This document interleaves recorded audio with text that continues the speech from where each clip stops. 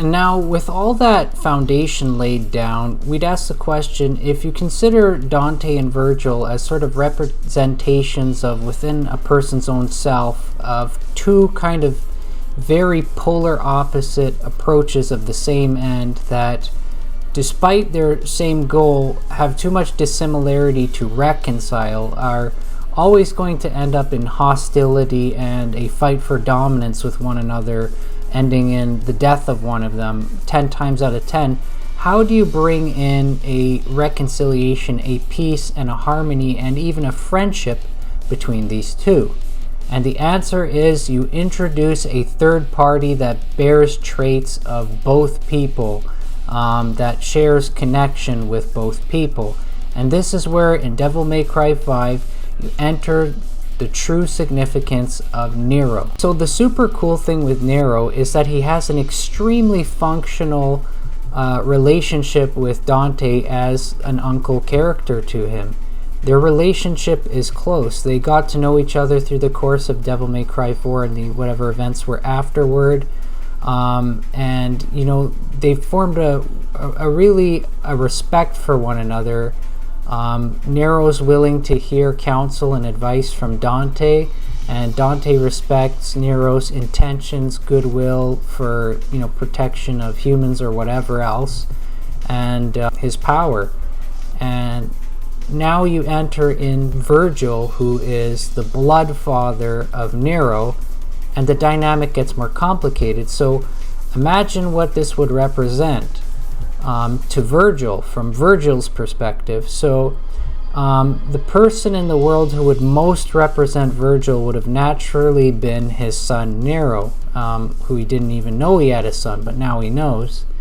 And what you realize, if you think about it deeply, the one who helped Nero the most, the one who kept this son, who is a representation of yourself, safe the most from harm, literally in fights with demons and other forces, the one who guided and empowered Nero the most to become the strongest and kind of best he could be and help guide him on the path of heroism, so to speak, was none other than Dante.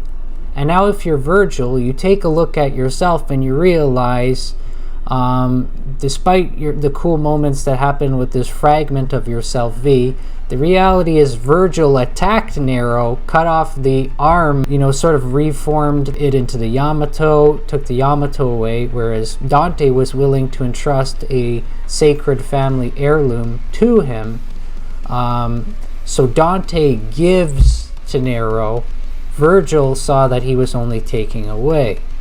And in taking away from Nero, since in a very real way he's your own son, your own flesh and blood, you know, part of your own personality and soul, your descendant, your offspring, it's like stealing from yourself. And if you meditate as Vergil here and think about it, you're able to find room for reconciliation with Dante now through Nero.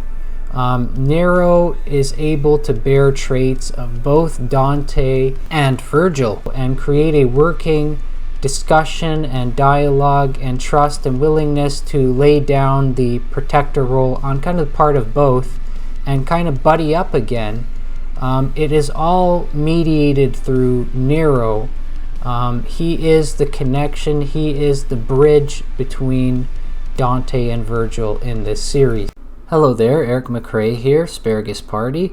Just want to share a friendly reminder that if you enjoy the content I'm producing, it's very helpful for me if you would like the videos and subscribe to my channel, and also that if you're willing or interested in donating to help my channel growth, I do have a donor box page and a link in every video description. With that said, let's get into the video. Thank you very much for your time.